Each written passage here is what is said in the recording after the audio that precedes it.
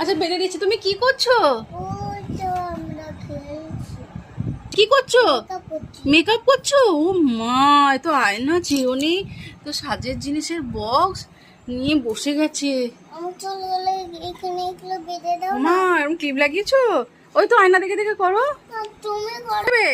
খেলা আনতে দিদুন বাড়ি? না খেলা ওখানে খেলনা আছে? জামার সাথে। ও আচ্ছা আচ্ছা, এগুলো সব গুছিয়ে গুছিয়ে করো। জামাই ষষ্ঠী কালকে, আজকে আমরা বেরোবো, তার জন্য ব্যাগপত্র মোটামুটি গুছিয়েই নিয়েছি। তো আমি বললাম যে আমি রুটিটা করে আসছি, এসে আমি একসাথে বেরোবো, কিন্তু মা ওর হয়নি।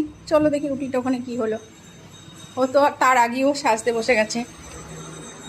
আমি ভাবলাম যে কি করছে দেখি ঘরে, অনেকক্ষণ হয়ে গেল, তারপর দেখছি যে এই কাণ্ড।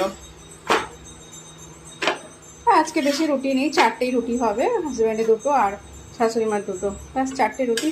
এটাও সেকে দিয়ে আমি নিজে রেডি হব। তো চলো আজকে ভিডিওটা এখন পর্যন্ত এইটুকুনি রাখলাম। বাড়িতে গিয়ে অবশ্যই দেখবো জামাই ষষ্ঠী স্পেশাল ব্লগ। এক্ষুনি বেরোবো, কিন্তু আকাশে প্রচণ্ড বিদ্যুৎ চমকাচ্ছে, জানি না কখন কি পৌঁছাবো।